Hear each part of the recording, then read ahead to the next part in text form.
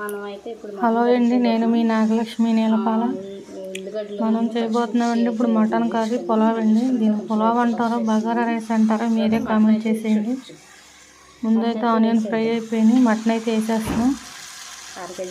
Mutton అయితే fresh mutton అండి. మీరు మటన్ కర్రీ ఎలా చేస్తారో కామెంట్లో చెప్పండి అండి. మేమైతే ఇలా చేస్తాం.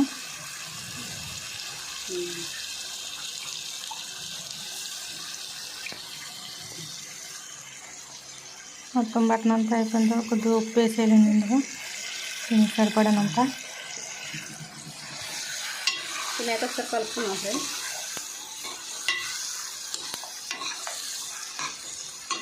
కలుపుకొని ముక్క అయితే వేగనివ్వాలి ఫ్రెండ్స్.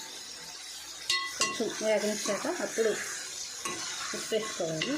మసాలా అంతా ముక్కకు పట్టి కొంచెం వేడిగా అప్పుడు టేస్ట్ వస్తుంది ఫ్రెండ్స్. పిలిచి వండుతారు కానీ అలా ఆ టేస్ట్ బాగా ఫ్రెండ్స్. ఇలాగే బాగా సిమ్లో పెట్టి ఉడికించుకోవాలి ఫ్రెండ్స్. చాలా సేపు మటన్ అయితే ఇప్పుడైతే మూత అయితే పెట్టేస్తాను. మగ్గనిద్దాం కొంచెం సేపు. ఉప్పు అయితే చూపించు. ఉప్పు అయితే వేసేద్దాం ఫ్రెండ్స్.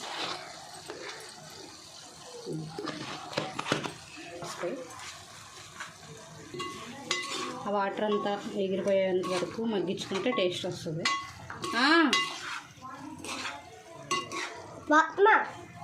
సరే ఫ్రెండ్స్, ఇప్పుడు వాటర్ అనేది ఇంకిపోయేంత వరకు కూడా మనం ఎగిరించుకోవాలి.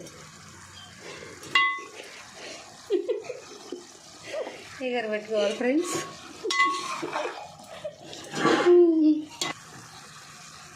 కారం వేసేస్తుంది ఫ్రెండ్స్. కారం అయితే 2 గంటలు వేసుకున్నాం. అంటే ఎవరు స్పైసీనెస్ అని బట్టి వాళ్ళు వేసుకోండి ఫ్రెండ్స్. కారం అయితే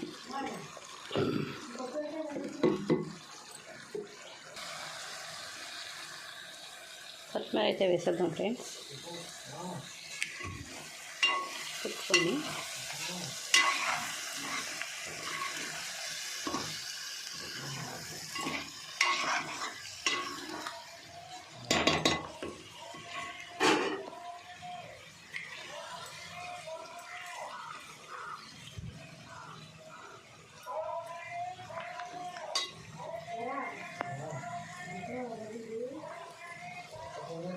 తగినన్ని వాటర్ పోసుకుందాం.